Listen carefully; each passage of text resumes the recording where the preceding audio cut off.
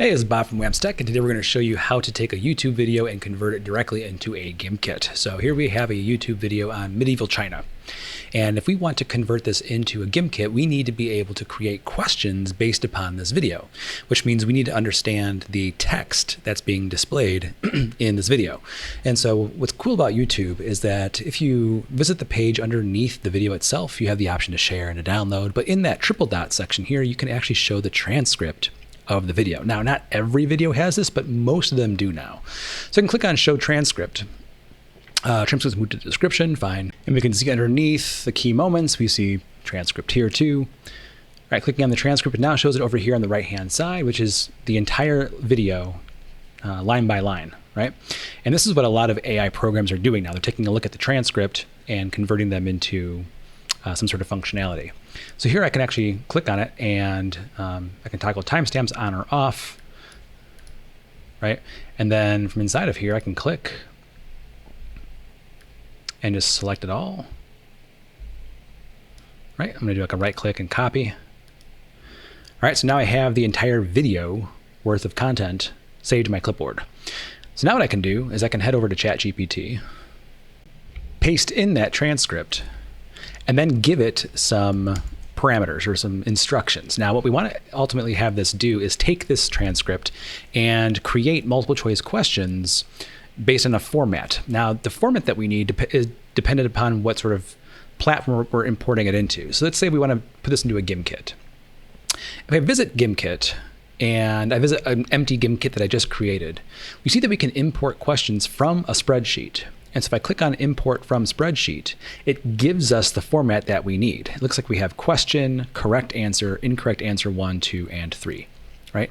If you're not sure exactly what that looks like, you can click on the template. It's going to open it up in a Google Doc.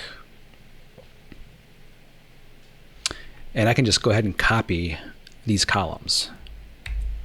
All right, so then I just click on Edit Copy, it's fine too. All right, so then back in my OpenAI ChatGPT, I can say create however many questions you want. Let's say 25. 25 multiple choice questions based on the transcript above. Okay, if you want to be specific as to like the purpose of it, you can say you are a history teacher quizzing your 7th grade students on medieval China, and then create 25 multiple choice questions based on the transcript above. Format the response as a table with the following columns. And then we can specify the columns. Question, correct answer, incorrect answer 1, comma, incorrect answer 2, comma, incorrect answer 3. Let's see what this gives us. I'm going to go ahead and run. And now it's generating. So you can see here that it generates the question and the correct answer, along with the incorrect answer 1, 2, and 3. Now, obviously you just can't take its word for it. You're gonna have to go through and just verify that all of these are correct. But you can see here that in a matter of seconds, I now have a table of those quiz questions. And so now all I have to do is copy. Now this, when I copy this, it also copies the text as well. So it actually might be better if I actually select, starting from question, just click and drag.